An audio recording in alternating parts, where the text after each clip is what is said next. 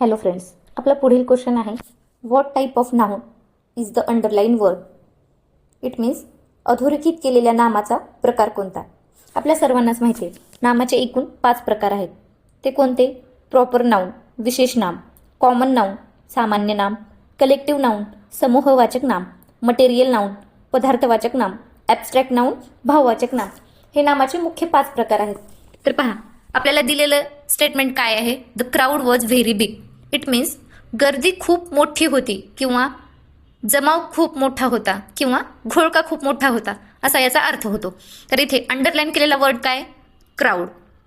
तर पहा, क्राऊड या शब्दाचा अर्थ गर्दी, जमाव किंवा घोळका असा होतो. तर आपण ज्यावेळेस हे तिन्ही शब्द उच्चारतो त्यावरून आपल्याला काय लक्षात येते? गर्दी, जमाव किंवा घोळका. या ठिकाणी एकापेक्षा जास्त व्यक्ती आहेत, म्हणजे तिथं एकापेक्षा जास्त व्यक्तींचा समूह आहे.